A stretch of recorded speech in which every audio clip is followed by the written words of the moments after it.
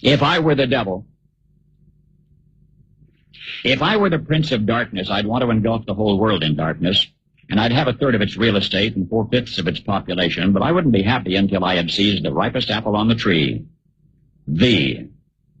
So I'd set about, however necessary, to take over the United States. I'd subvert the churches first. I'd begin with a campaign of whispers. With the wisdom of a serpent, I would whisper to you as I whispered to Eve, do as you please. To the young, I would whisper that the Bible is a myth. I would convince them that man created God instead of the other way around. I would confide that what's bad is good and what's good is square.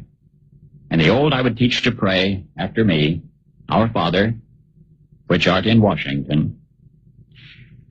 And then I'd get organized. I'd educate authors in how to make lurid literature exciting so that anything else would appear dull and uninteresting. I'd threaten TV with dirtier movies and vice versa. I'd peddle narcotics to whom I could. I'd sell alcohol to ladies and gentlemen of distinction. I'd tranquilize the rest with pills. If I were the devil, I'd soon have families at war with themselves, churches at war with themselves, and nations at war with themselves, until each in its turn was consumed. And with promises of higher ratings, I'd have mesmerizing media fanning the flames. If I were the devil, I would encourage schools to refine young intellects, but neglect to discipline emotions. Just let those run wild. Until before you knew it, you'd have to have drug-sniffing dogs and metal detectors at every schoolhouse door. Within a decade, I'd have prisons overflowing. I'd have judges promoting pornography. Soon I could evict God from the courthouse, then from the schoolhouse, and then from the houses of Congress. And in his own churches, I would substitute psychology for religion and deify science. I would lure priests and pastors into misusing boys and girls and church money. If I were the devil, I'd make the symbol of Easter an egg and the symbol of Christmas a bottle. If I were the devil, I'd take from those who have and give to those who wanted until I had killed the incentive of the ambitious. And what'll you bet?